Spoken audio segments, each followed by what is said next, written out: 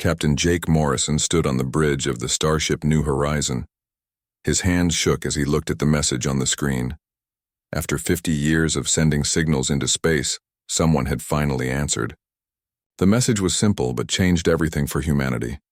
We are the Galactic Council. We have received your communications. Send representatives to Zentara Prime. Coordinates attached. Jake could not believe it.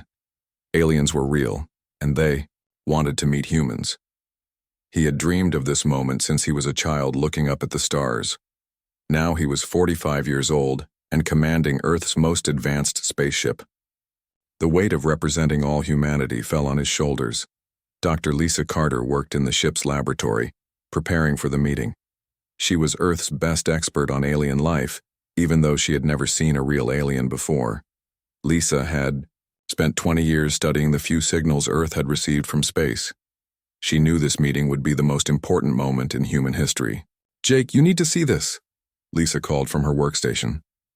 She had been analyzing the alien message for hours. "The technology they used to send this signal is far beyond anything we have.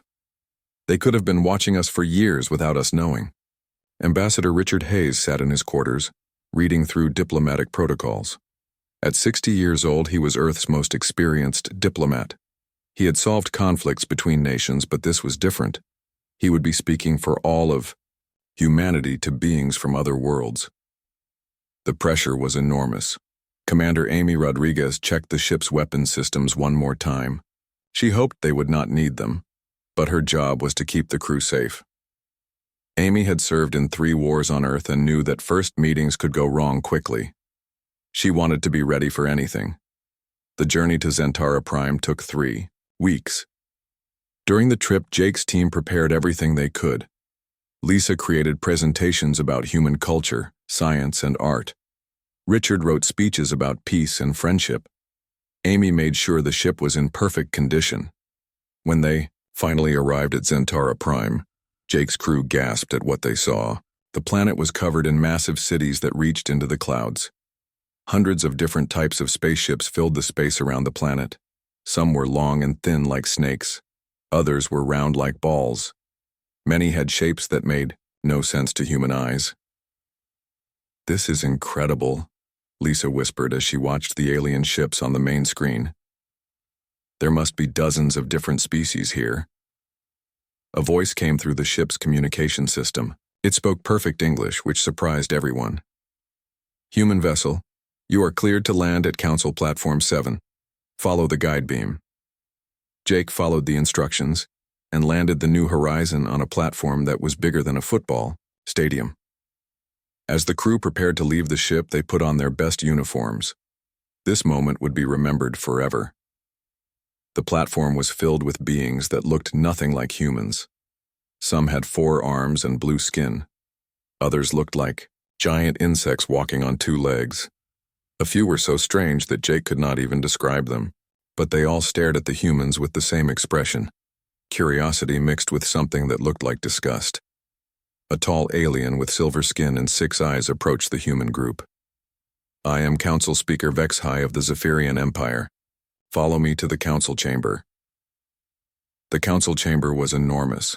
Thousands of alien representatives sat in rows that rose up like a mountain. At the center was a platform where the humans were told to stand. Jake felt very small as he looked up at all the alien faces staring down at them. "Humans of Earth," Speaker Vexhai began, his voice echoing through the chamber. "We have studied your species for many years. We have watched your wars, your destruction of your planet, and your violent history. Today, the Galactic Council will decide if humanity is ready to join galactic civilization." Richard stepped forward to speak, but Vexhai raised a hand to stop him. "You will listen first. We will judge you based on what we have observed." For the next hour, the council presented evidence against humanity. They showed videos of human wars from throughout history. They displayed charts showing pollution and environmental damage on Earth. They listed every conflict, every act of violence, every mistake humanity had ever made. "Your species has had over 10,000 years to learn peace," another council member said. This one looked like a giant bird with golden feathers.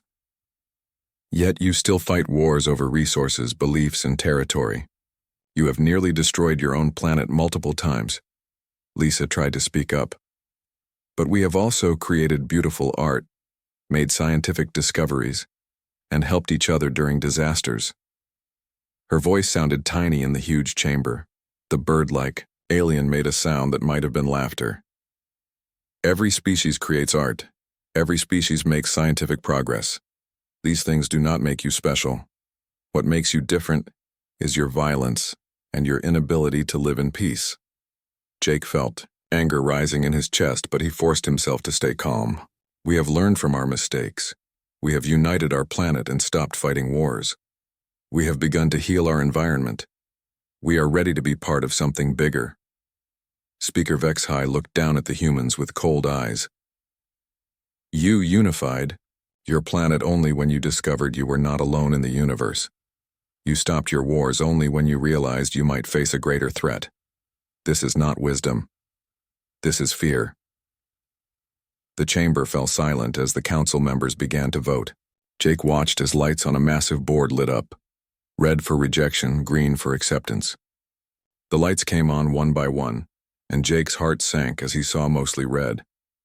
When the voting finished, Speaker Vexhai announced the results. The Galactic Council has voted. By a count of 387 to 13, humanity is rejected for membership in galactic civilization. The words hit Jake like a physical blow. Richard's face went pale. Lisa started to cry. Amy's hand moved toward her weapon, but she stopped herself. Furthermore, Vexhai continued, Earth is now under quarantine. No human vessel may travel beyond your solar system. Any attempt to leave Earth's system will be met with force. This quarantine will remain in place until humanity proves it has overcome its violent nature. Based on our projections, this will take at least 1,000 years. The message was broadcast across the galaxy as the humans were escorted back to their ship. Jake felt the eyes of hundreds of alien species watching them leave in shame. The dream of joining galactic civilization had become a nightmare of rejection and isolation. As the New Horizon left Zentara Prime, Jake looked back at the alien world one last time. This is not over, he said quietly. Humanity will find a way to prove them wrong.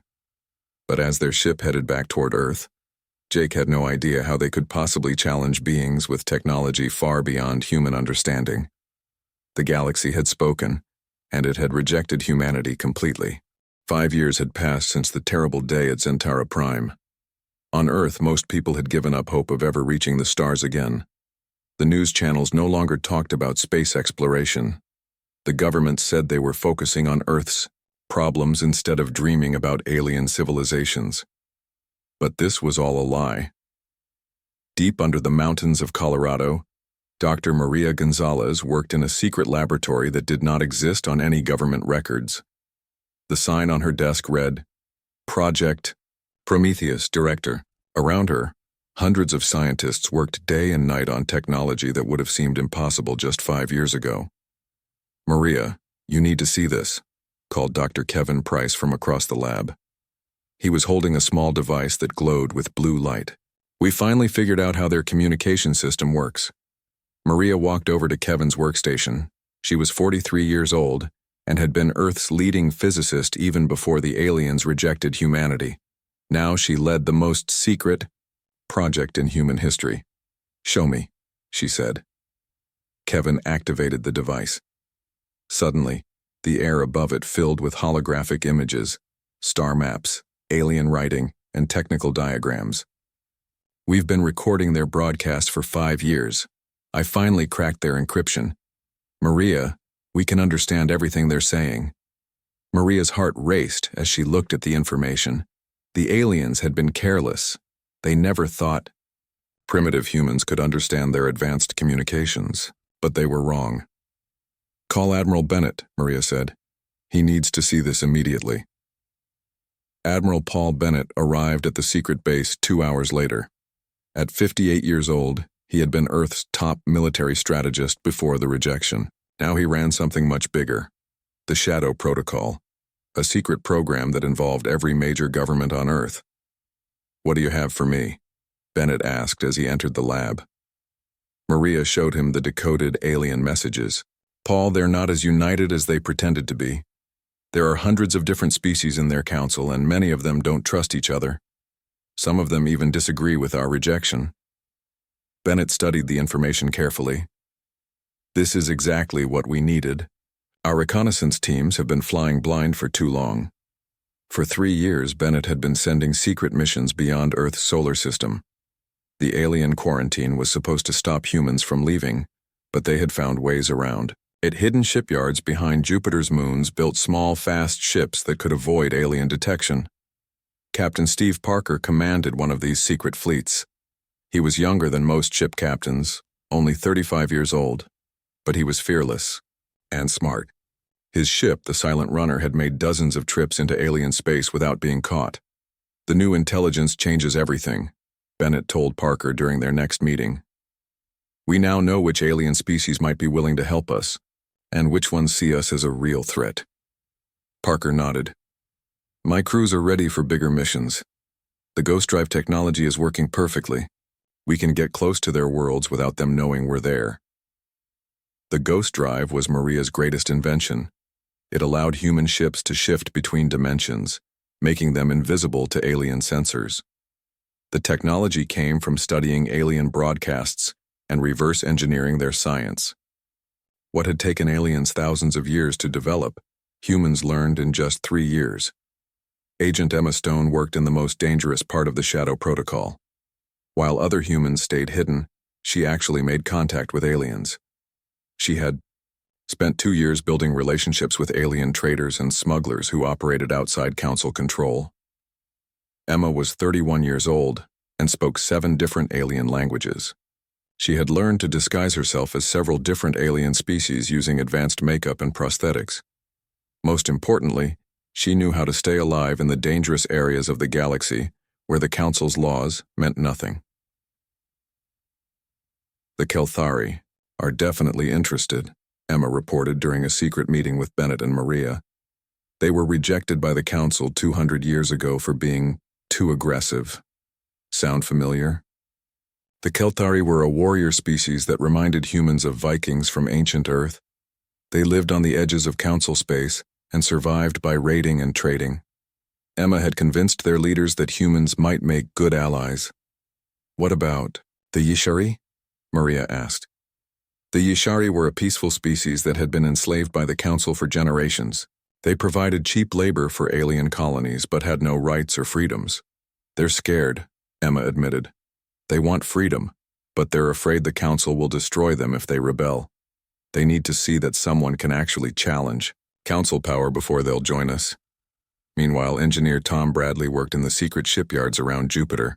He was building something that would shock the galaxy, a human fleet that was larger and more advanced than anything Earth had ever created before. The new battleships are almost ready, Tom reported to Admiral Bennett.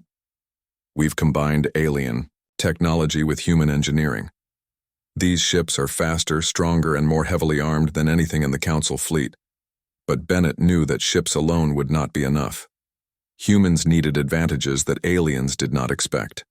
Dr. Rachel Martinez had been working on biological improvements that would make human soldiers faster, stronger, and smarter than any alien warrior. The enhancement program is showing amazing results, Rachel told Bennett during his visit to her medical facility. Human volunteers are performing 30% better in all physical and mental tests. We can create super soldiers that aliens have never seen before. The biological enhancements were controversial even among the Shadow Protocol leadership. Some people worried about changing human nature, but Bennett knew they needed every advantage they could get. As the 5th year of secret operations ended, the Shadow Protocol had achieved incredible things. Human ships regularly traveled throughout the galaxy without detection. Secret bases had been established on dozens of uninhabited worlds. Alliances had been formed with rejected and enslaved alien species. Most importantly, humans had learned the galaxy's greatest secret. The Council was not as powerful as it pretended to be. There were ancient threats sleeping in deep space, technologies that even advanced aliens feared, and political tensions that could tear their civilization. part, Captain Parker brought back the most disturbing news from his latest reconnaissance mission. Admiral, we found something near the galactic core. There are massive structures floating in space, ships or stations, we're not sure. They're not on any Council star charts, but our long-range sensors detected massive energy readings. Bennett studied Parker's report with growing concern. How massive are we talking about? Each structure is larger than Earth's moon, and there are hundreds of them. Sir, if these things are ships, they could destroy the entire Council fleet without breaking a sweat. Maria analyzed the sensor data and came to a terrifying conclusion. Paul, these readings match theoretical models for self-replicating machines. If I'm right, these are not ships, they're something much worse. Bennett realized that humanity's secret rise might be more important than they had imagined. The galaxy faced threats that the Council either did not know about or chose to ignore. The same aliens who had rejected humanity for being too violent might soon need human strength to survive. Double our production schedules, Bennett ordered. If something that big is sleeping near the galactic core, we need to be ready when it wakes up. Dr. Maria Gonzalez returned to her laboratory with new urgency.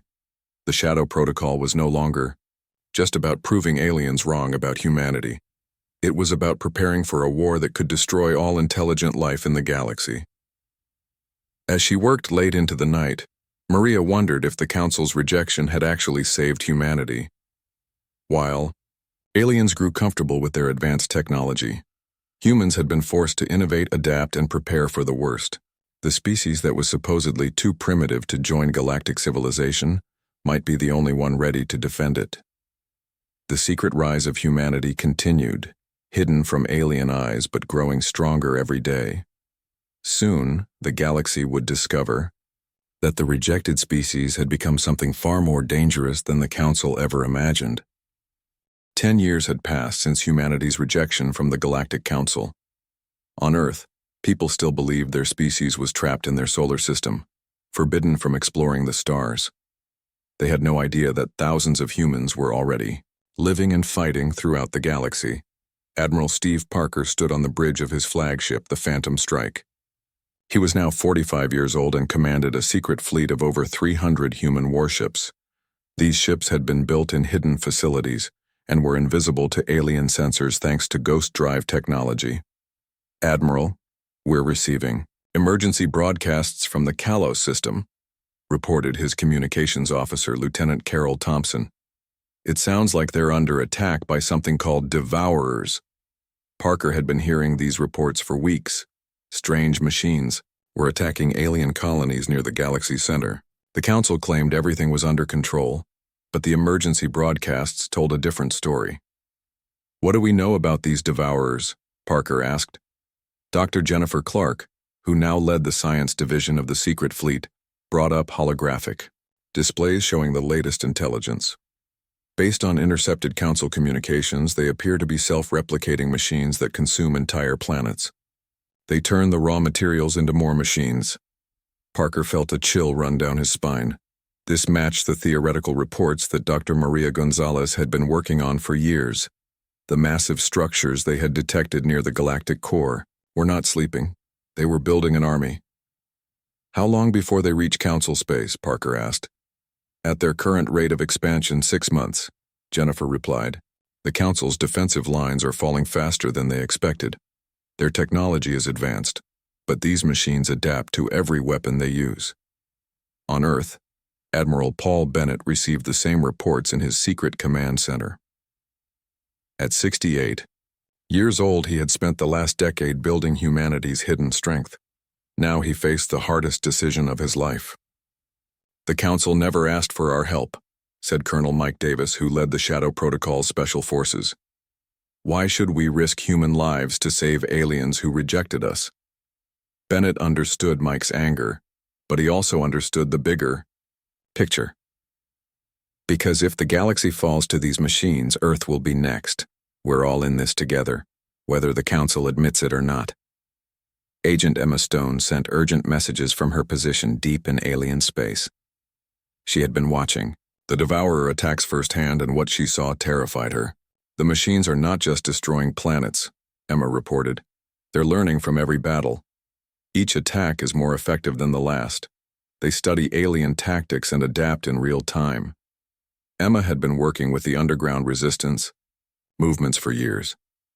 Many alien species that had been rejected or enslaved by the Council were now fighting alongside humans in secret, but even their combined forces seemed tiny compared to the Devourer threat. The first major battle came when Devourer forces attacked the mining colony of Zerion 7. The Council sent their best fleet to defend it, but they were completely overwhelmed. Hundreds of alien ships were destroyed in just 3 hours. "We have to help them," Parker said as he watched the battle reports. "I'm authorizing Operation Silent Guardian." Operation Silent Guardian was humanity's secret plan to protect alien civilians without revealing their presence. Human ships would use their ghost drives to stay invisible while attacking Devourer forces from behind. Colonel Mike Davis led the first strike. His elite soldiers wore advanced armor that made them nearly invisible and gave them superhuman strength thanks to Dr. Rachel Martinez's biological enhancements. They hit the Devourer command ships like ghosts, destroying critical systems before vanishing. "Enemy forces are retreating," reported the confused Council fleet commander. "Unknown attackers have disabled their primary vessels." The aliens never saw the human ships. All they knew was that mysterious forces had saved them. The Council declared it a victory for their superior tactics, but the survivors whispered about strange guardians who fought in the shadows. Dr. Jennifer Clark made a breakthrough discovery while studying Devourer technology captured during the raids. "I've found their weakness," she told Admiral Parker excitedly. "They use a quantum frequency to coordinate their hive mind. If we can disrupt that frequency, their entire network will collapse. But creating a weapon powerful enough to affect the Devourer network would require resources that only a full fleet engagement could provide. The Shadow Protocol would have to reveal at least part of their strength." Meanwhile, the Devourer attacks were getting worse. Entire star systems were disappearing as the machines consumed everything in their path. The Council's confidence was cracking as their fleets continued to lose battles. Emma Stone coordinated with alien resistance groups to evacuate civilians from doomed worlds. The Kelthari warriors proved especially valuable, using their raiding skills to rescue people from planets about to be consumed. "The Council is abandoning the outer colonies," reported Kelthari war leader Thaxra during a secret meeting with Emma.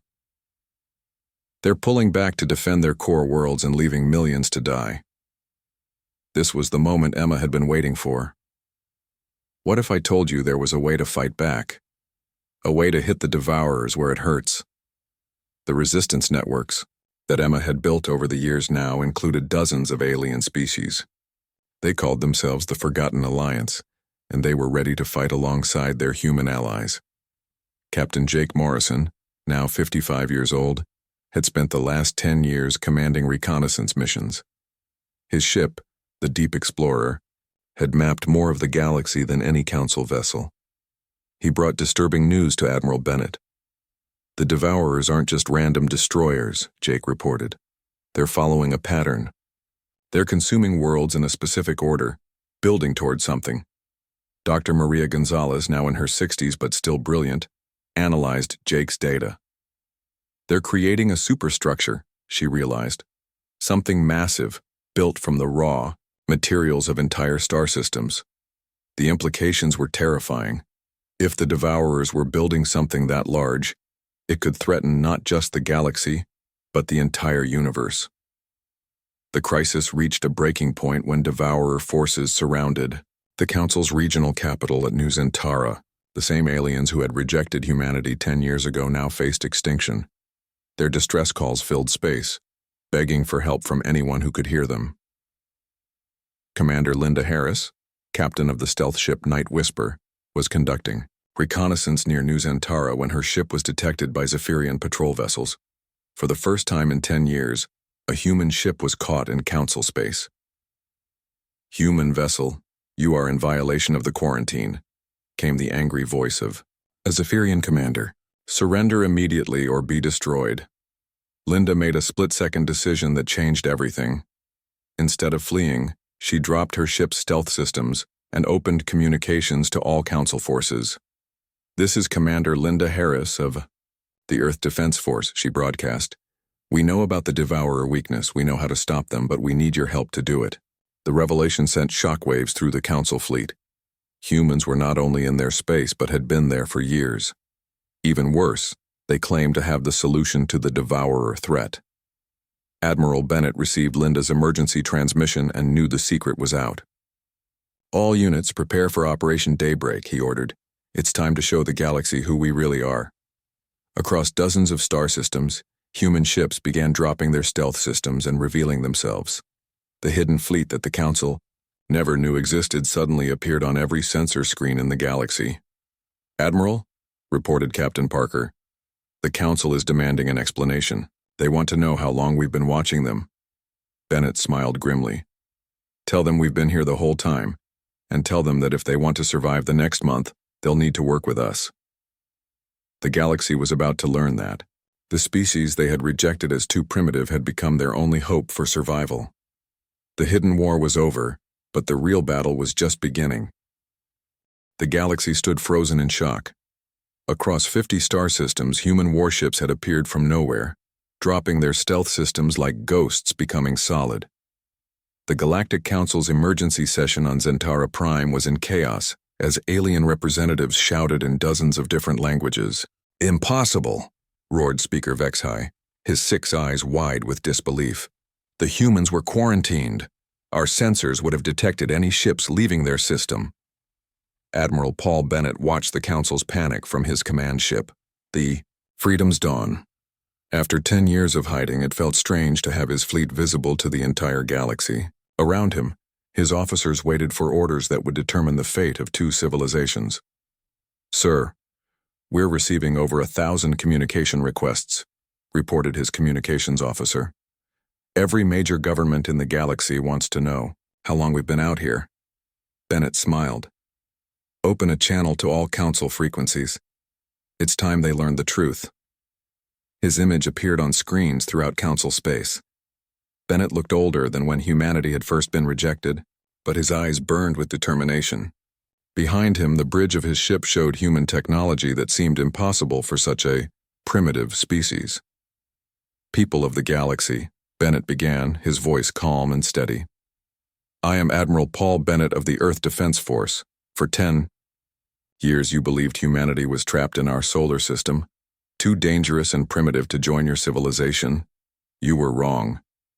The broadcast continued as Bennett revealed the scope of humanity's secret operations.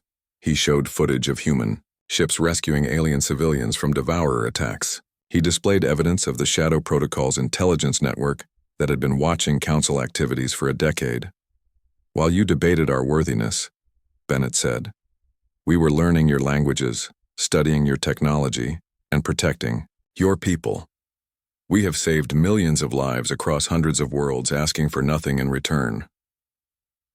Captain Jake Morrison stood on the bridge of his massive battleship, the Defiance. At 55, he had gone from leading humanity's first diplomatic mission to commanding one of the most powerful warships in the galaxy. The irony was not lost on him. "Captain, the Council is demanding we submit to immediate inspection," reported his tactical officer. Jake laughed bitterly. 10 years ago, they wouldn't even let us speak at their Council meeting. Now they want to inspect our ships. Dr. Jennifer Clark had prepared for this moment. From her laboratory ship, the Discovery, she began broadcasting the quantum frequency, weapon specifications to every fleet in the galaxy.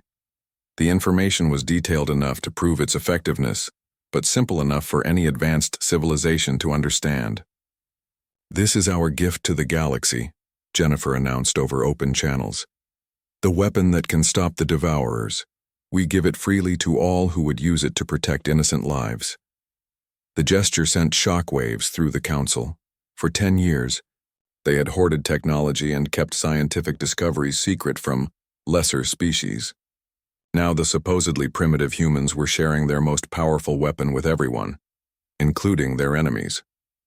Agent Emma Stone emerged from the shadows for the first time in years. She broadcast from the bridge of a Kelthari warship, surrounded by dozens of alien species that had been rejected or enslaved by the Council. "I am Agent Emma Stone, and I speak for the Forgotten Alliance," she announced. For 10 years, humans have been building relationships with species the Council abandoned. We are not alone in this fight. The revelation that humans had been secretly allying with rejected species terrified the Council leadership. They realized that their enemies had been organizing right under their noses, using the same stealth technology that had hidden human ships. Young Zephyrian diplomat Prilana watched the broadcasts from her office on Zentara Prime. Unlike the older Council members, she was not angry about humanity's deception. She was impressed by their dedication and horrified by her own government's blindness. "They've been protecting us for 10 years, she said to her aide. "While we called them primitive, they were saving our people." But not all Council members felt the same way. War Minister Kekstar of the Hydrani Empire demanded immediate action against the humans. "This is an invasion," he shouted during the emergency session. "They have violated our space, spied on our governments, and corrupted our rejected species. We must destroy them before they grow stronger." The debate that followed split the Council down the middle. Half wanted to destroy humanity immediately, seeing them as a threat to the established order. The other half, led by Prilana, argued for immediate cooperation against the Devourer threat. The argument became academic when new reports arrived from the outer systems. Devourer forces had accelerated their advance, apparently responding to the quantum weapon threat. They were now moving toward the galactic core at 3 times their previous speed. "They know we found their weakness," reported Dr. Jennifer Clark. "The Devourers are trying to complete their project before we can stop them." Admiral Steve Parker coordinated the largest military alliance in galactic history. His tactical display showed human ships, Council fleets, and Forgotten Alliance vessels all working together for the first time. The sight would have been impossible to imagine just hours before. "All fleet commanders, this is Admiral Parker," he broadcast. "We have 6 hours before Devourer forces reach the outer defense line. Every ship that can fight needs to be in position." The response was overwhelming. Even Council species that had demanded humanity's destruction were now requesting human tactical support. The quantum weapon technology was being installed on thousands of ships, but it would need coordinated deployment to be effective. Commander Sarah White found herself in charge of species integration, helping alien crews work with human technology. At 38, she had spent her entire career in the Shadow Protocol, but nothing had prepared her for this moment. "The Altarian fleet is having trouble with the quantum emitters," she reported to Parker. "Their ship systems use a different power frequency." "Send them technical support teams," Parker ordered. "Whatever it takes to get everyone online." As the hours passed, the true scope of humanity's secret development became clear. Human technology was not just equal to Council standards, in many ways it was superior. Ghost drive systems, quantum weapons, biological enhancements, and tactical coordination all exceeded what the galaxy's advanced civilizations had achieved. But the most shocking revelation came from Captain Morrison's deep space reconnaissance. His long-range sensors had detected the Devourer's ultimate project, and the images left everyone speechless. "They're building a galaxy killer," Morrison reported, his voice grim. "A machine the size of a solar system, powered by the raw materials of consumed worlds. If they finish it, they can destroy every star in the galaxy." The revelation united even the most stubborn Council members. Species that had been enemies for thousands of years began coordinating their fleets. Ancient hatreds were set aside as the reality of extinction became clear. Dr. Maria Gonzalez, now 73 years old, worked frantically to analyze the Devourer megastructure. "We need to hit it before it comes online," she told Admiral Bennett. "Once it's completed, nothing in the galaxy will be able to stop it." But the megastructure was defended by millions of Devourer ships, and it was hidden deep in a region of space that no Council fleet had ever explored. Only humanity's ghost drive technology could get ships close enough to deploy the quantum weapon effectively. "We'll have to lead the attack," Bennett realized. "Our stealth ships are the only ones that can penetrate their defenses." As the combined fleets prepared for the largest battle in galactic history, Bennett reflected on the strange turn of events. 10 years ago, humanity had been rejected as too dangerous and primitive. Now they were leading the defense of the same civilization that had cast them out. "Admiral," reported his communications officer, "we're receiving a personal message from Speaker Vexhai." Bennett was surprised. The Zephyrian leader had been humanity's harshest critic. "Put him through." Vexhai's image appeared on the screen, his 6 eyes showing emotions that Bennett had never seen before: fear, regret, and something that might have been respect. "Admiral Bennett," Vexhai said slowly, "the Council was wrong about your species. We judged you by your past instead of your potential. If we survive this war, things will be different." Bennett nodded. "That's all we ever wanted, Speaker. A chance to prove what humanity could become." The conversation was interrupted by urgent tactical alerts. Devourer forces had begun their final assault on the galactic core. The battle for the survival of all intelligent life was about to begin, and humanity would be leading the fight. The Battle of Zentara Prime would be remembered as the day the galaxy changed forever. Over 10,000 ships from hundreds of different species gathered in the space around the Council's capital world. Human vessels led the formation, their ghost drives allowing them to coordinate attacks that seemed impossible to alien observers. Admiral Steve Parker stood on the bridge of his flagship, watching as Devourer forces approached like a dark wave of destruction. The enemy had over 50,000 ships, each one the size of a human city. But the real threat was the massive structure behind them, a machine the size of Earth's solar system that could destroy entire star systems with a single blast. "All fleet commanders, this is Admiral Parker," he broadcast to the combined forces. "The quantum disruptor must be deployed directly into the Devourer command center. This is our only chance to stop them." Captain Jake Morrison commanded the spearhead assault from his battleship, the Defiance. His ship had been upgraded with the most advanced human technology, making it faster and more powerful than any vessel in the galaxy. But even with these advantages, the mission seemed impossible. "Captain, Devourer forces are targeting our approach vector," reported his weapons officer. "They're throwing everything they have at us." Jake watched as thousands of enemy ships moved to block their path. "All human vessels activate ghost drives. We're going through them, not around them." The human fleet vanished from alien sensors, phasing between dimensions to pass through the Devourer formation without being detected. To the watching Council forces, it looked like magic. Entire battleships simply disappeared and reappeared behind enemy lines. Dr. Jennifer Clark worked frantically in her laboratory ship as the battle raged around her. The quantum disruptor weapon was ready, but it needed to be deployed at exactly the right moment and location to be effective. "Admiral Parker, I'm reading massive energy buildups in the Devourer megastructure," she reported. "They're preparing to fire their galaxy killer weapon." The news sent panic through the combined fleet. If the Devourers completed their firing sequence, every star in the galaxy would be extinguished in minutes. The quantum disruptor had to be deployed immediately, even if it meant sacrificing the ships carrying it. Colonel Mike Davis led his enhanced soldiers in a desperate boarding action against the Devourer command ship. His team wore armor that made them nearly indestructible and gave them the strength to tear through metal with their bare hands. They fought through corridors filled with machines that adapted to every attack. "The command center is just ahead," Mike reported as his team blasted through another layer of defenses. "But the Devourers are learning our tactics faster than we can adapt." The machines were indeed learning. Every human weapon, every tactical move, every strategy was being analyzed and countered in real time. The Devourers had fought thousands of species over millions of years, and they had learned from every battle.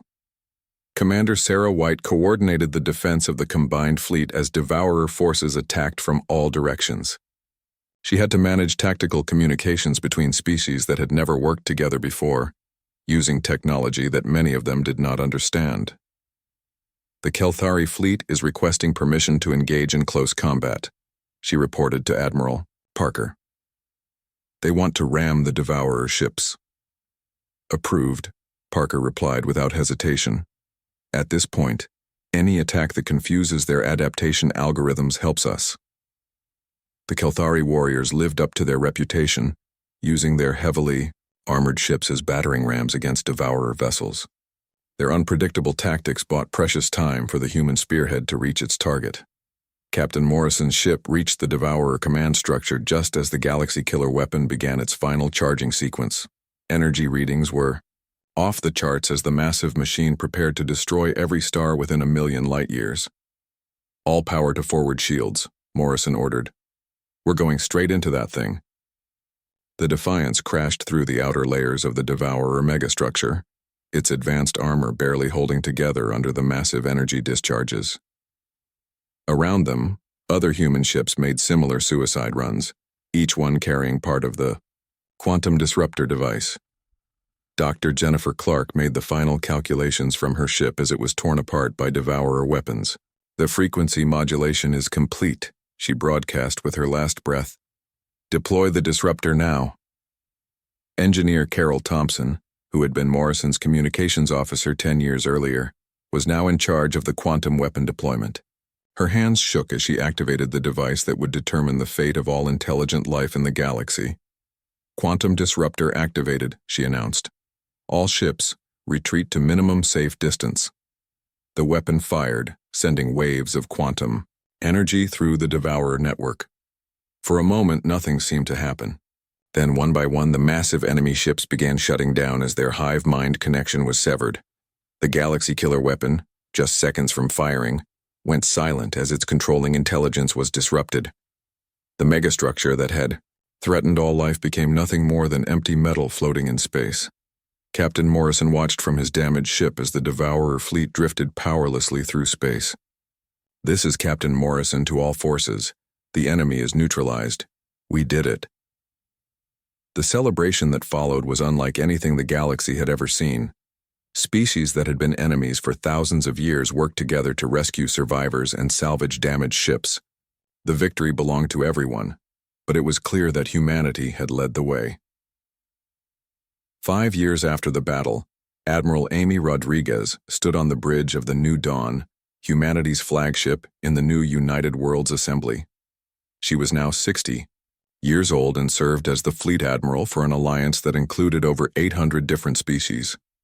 The old Galactic Council had dissolved after the Devourer War, unable to maintain legitimacy after their failures became public knowledge. In its place, the United Worlds Assembly operated on principles of equality and cooperation that would have seemed impossible before humanity's revelation. "Admiral, we're receiving reports from the exploration fleets," reported her aide. 17 new species have requested to join the Assembly this month. Amy smiled as she reviewed the reports.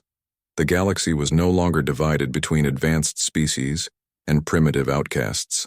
Every civilization, no matter how young or different, was welcome to contribute their unique strengths to the common good. Dr. Maria Gonzalez, now in her 80s but still sharp, oversaw the integrated research facilities where human innovation combined with alien knowledge. The medical breakthroughs alone had extended lifespans for hundreds of species and solved diseases that had plagued the galaxy for millennia. "The new quantum communication network is online," she reported during the monthly assembly meeting. "For the first time in galactic history, every member world can communicate instantly with every other world." Agent Emma Stone had become the first human ambassador general, overseeing diplomatic relations with the thousands of species now part of the growing alliance. Her network of contacts from the resistance movements had become the foundation for unprecedented cooperation between former enemies. "The former council species are adapting well to the new system," she reported. "Even the Zephyrians have admitted that the old ways were holding everyone back." The integration was not without challenges. Some species struggled to accept human leadership, while others went too far in copying human methods. But the shared experience of the Devourer War had created bonds that overcame most difficulties. Former Speaker Vexhai, now serving as the Zephyrian representative to the United Worlds Assembly, had become one of humanity's strongest supporters. His transformation from humanity's harshest critic to their closest ally symbolized the galaxy's new direction. "The humans saved us all," he often said during assembly sessions. "Not just from the Devourers, but from our own arrogance and fear." Captain Morrison, now an admiral himself, led exploration missions to the far edges of the galaxy. His ships discovered new worlds, new species, and new wonders that the old council had never bothered to explore. The galaxy was much larger and more diverse than anyone had imagined. The final scene took place on Earth, 5 years after the Great Battle. The planet was no longer quarantined or isolated. Instead, it had become the diplomatic heart of the United Worlds Assembly, with representatives from hundreds of species living and working together. Children from dozens of different worlds attended integrated schools, learning each other's languages and cultures. Former council members worked alongside humans in research laboratories and government offices. The prejudice and fear that had once divided the galaxy were being replaced by curiosity and cooperation. Admiral Rodriguez walked through the gardens of the Assembly headquarters, watching alien children play with human children under Earth's blue sky. Their parents, beings from across the galaxy, watched proudly as their offspring formed friendships that would have been impossible just a few years before. Admiral, incoming transmission from the exploration fleet, her aide reported. Admiral Morrison has discovered something interesting in the Andromeda sector.